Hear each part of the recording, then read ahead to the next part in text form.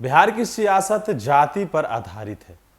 आपको बता दें कि जाति को लेकर लगातार सत्ता पक्ष हो या विपक्ष, कैंडिडेट उसी अनुसार इलाके में देती है।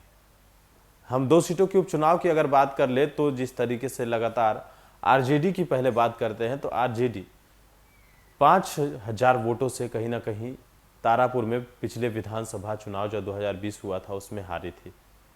लिहाजा इस बार कैंडिडेट बदल दिया गया, वहां अरुण कुमार शाह को टिकट दे दिया गया।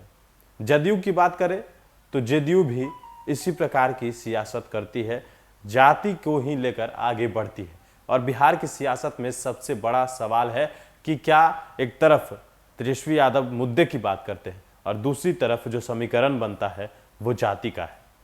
तो कहीं ना कहीं इस बार का चुनाव क्या जाति पर ही आधारित रहेगा या मुद्दे असर डालेंगे, यही बात की जानकारी देने हम आपको आए हैं और इसकी जानकारी हम आपको विस्तार से देते हैं। बिहार में ना तो विकास अभी इतना विकास कर सका हो और ना ही महंगाई इतना असर डाल सकी कि चुनाव में जाति से आगे निकल सके। इस समय 2 विधानसभा क्षेत्रों में हो रहे उपचुनाव में यह सफाई दिख रहा है, जिसमें विकास पर सवाल को कुंद करने के लिए एनडीए लालू और उनके राज को जंगल राज ठहराने का कारगर मान रहा है, तो राष्ट्रीय जनता दल इन सीटों को सहारे सत्ता पाने का सपना देख रही है।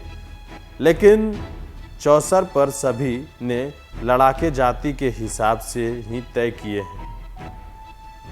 पक्ष और विपक्ष दोनों एक ही इस पर भरोसा है। पेट्रोल, गैस, दाल, तेल की बातें केवल चौराहे पर ही सिमटी है।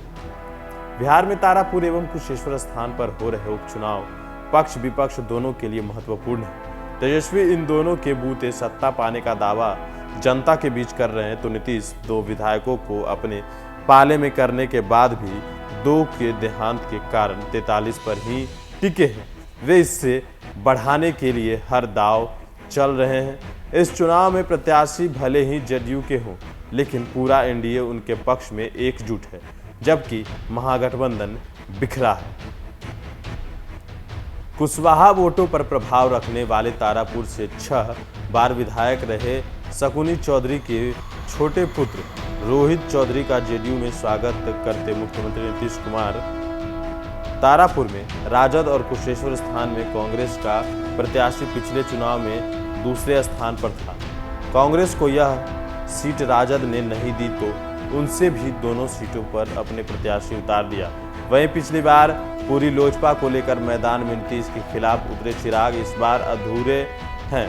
चाचा पशुपति कुमार पारस के कारण बटी लोजपा में रामविलास का नाम जोड़ लड़ रहे हैं। ऐसे में पहली नज़र में तो बटा विपक्ष जदयू के लिए फायदेमंद नजर आता है और अपनी सीटें अपनी झोली में डालने को आतुर भी है। लेकिन लड़ाई इतनी आसान नहीं है, क्योंकि चुनाव जातिगत समीकरण पर ही काफ़ी निर्भर है।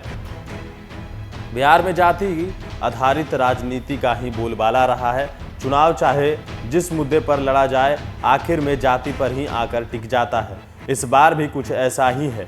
इस बार के चुनाव में भी दलों ने विकास या महंगाई जैसे मुद्दे पर उतना भरोसा नहीं किया जितना जातिगत समीकरणों के आधार पर टिकट के बंटवारा पर जोर डाला है। तारापुर में जेडीयू ने इस बार भी कुशवाहा पर ही भरोसा जताया है, जो कि विधानसभा क्षेत्र में सबसे ज़्यादा है। अति पिछड़ी जातियों व कुर्मी वोटों के सहारे उसे फिर बाजी मारने का भरोसा है, जबकि पिछली बार यादव प्रत्याशी उतार कर हराने वाली राजद ने इस बार दूसरे सबसे ज़्यादा बड़े वोट बैंक वैश्य समुदाय से प्रत्याशी उतार तगड़ी चुनौती पेश कर दी। इसके अलावा अपने परंपरागत वोट बैंक यादव व मुस्लिम को वह अपनी ही मान रहा है। वहीं कांग्रेस ब्राह्मण प्रत्याशी और लोजपा रामविलास के ठाकुर प्रत्याशी भी समीकरणों को बिगाड़ने में काफ़ी असर डालने वाले हैं। दूसरी तरफ कुशेश्वर स्थान सीट सुरक्षित होने के कारण एनडीए स्वर्ण वोट बैंक के बूते अपने को मजबूत मान रहा है। इन समीकरणों के बीच बाकी बातें दब जा रही हैं। चौक चौराहे पर पेट्रोल डीजल की बढ़ती कीमतें, गैस सिलेंडर पर चट होती सब्सिडी, दाल तेल के बढ़ते दाम कुछ देर तो बहस का मुद्दा बनते हैं, लेकिन चुनावी हार जीत की तरफ बात मुड़ते ही जाति इन सब पर भारी पड़ जाती है। नेताओं के भाषण के ये भी शुरुआत अंश होते हैं, लेकिन बाद में दिशा एक दूसरे पर व्यक्तिगत अपेक्ष की तरफ मुड़ जाती है। उल्लेखनीय यह भी है कि 16 साल में सत्ता से दूर लालू इस चुनाव में प्रासंगिक हैं। सत्ता पर काबिज एनडीए अपनी उपलब्धियों पर कम लालू के राज को जंगल राज ठहराने और तेजस्वी पर व्यक्तिगत हमले पर ज़्यादा भरोसा कर रहा है। वहीं जवाब में तेजस्वी महंगाई पर तो कुछ दे रहे हैं, टिकते हैं, लेकिन सबसे बाद इन 2 सीटों पर जाति के सहारे सत्ता पाने का सपना दिखना शुरू कर देते हैं। शब्दों में इन बानों के अलावा क्षेत्रों में लगाई जाने वाली फील्डिंग जातिगत आधार पर ही सभी दल कर रहे हैं। अब देखना यह होगा कि हमेशा की तरह जातीय गुलबंदी फिर बाजी मारेगी या इस बार मुद्दे असर डालेंगे।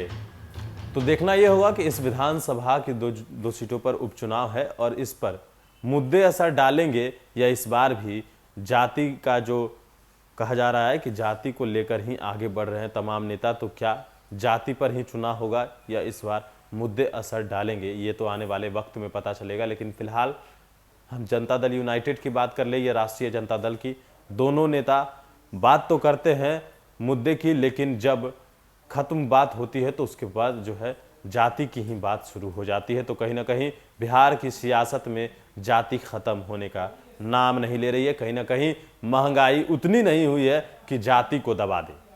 और भी अपडेट्स देंगे नेशन के साथ। नमस्कार।